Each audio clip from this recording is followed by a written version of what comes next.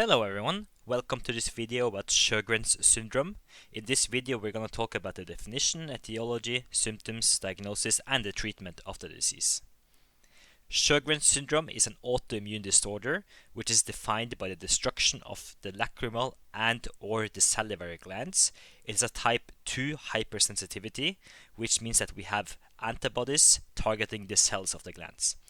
Even though it classically attacks the lacrimal and salivary glands, other exocrine glands can also be affected.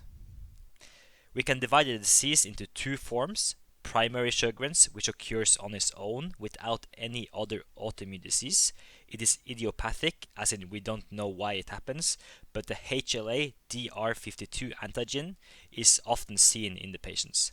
Secondary Sjogren's occur together with other autoimmune diseases. The two classical ones it can occur with is rheumatoid arthritis and systemic lupus erythematosus, but it can also occur with other autoimmune diseases as well. There is another term that you should know called Zika syndrome. Zika syndrome is often used for Sjogren's syndrome as a synonym, and it is indeed very much alike. Zika syndrome can be used when the patient presents with both xerophthalmia, which means dry eyes, and xerostomia, which means dry mouth. The disease can occur at any age, but as with most other rheumatological diseases, it is much more common in women. It is also more commonly diagnosed around the age of 50. And now to symptoms. The two main symptoms are, as mentioned, dry eyes and dry mouth, but these two gives their own indirect symptoms over time. First, for dry eyes, it causes more problems with vision and redness of the eyes. And for dry mouth, it can cause dysphagia, which is difficulty swallowing, as the food can be too dry to swallow comfortably. Also, the saliva usually protects the teeth, so the teeth are very prone to dental caries. For other symptoms that occurs outside the mouth or eyes, many people experience fatigue, painful joints, vaginal dryness for women, and the Raynaud's phenomenon is also quite commonly seen. There are different tests performed in a diagnosis in addition to positive symptoms. Here are the ones that you should know. First, to blood tests, anti-SSA and anti-SSB should be performed on suspicion. They are specific for Sjogren's and are positive in 70% of the patients.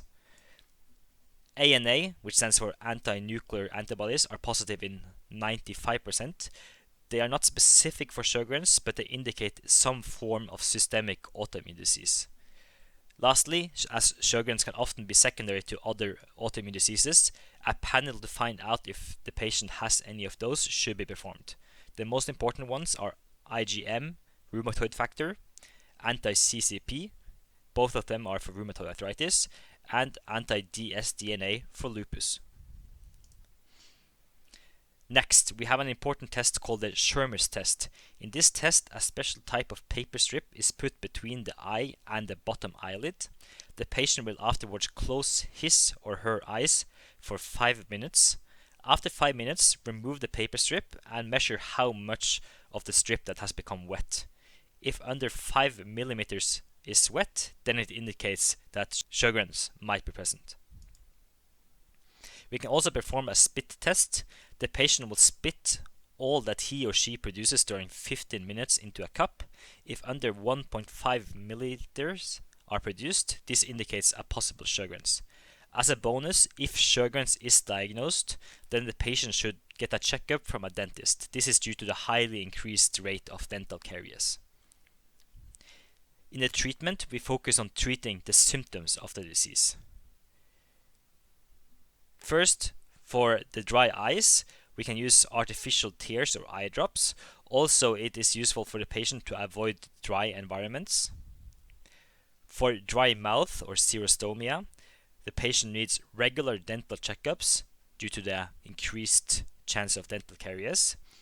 Also, artificial saliva can be used.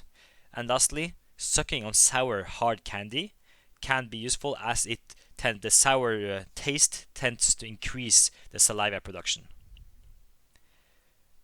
Lastly, something quick about the prognosis. The prognosis is good, but there are associated problems that can occur. First, as with other autoimmune diseases, when you first have one of them, there is quite a high chance to develop other autoimmune diseases. As there are less tears, the corneas are more prone to scarring, and permanent damage to the eyes can occur. Sjogren's patients should also get regular checkups for cancer, as there is an insane 40 times increased chance of developing lymphomas in people with this disease. Thank you for watching. I hope you have enjoyed it. If you have any questions, feel free to post them below. Cheers!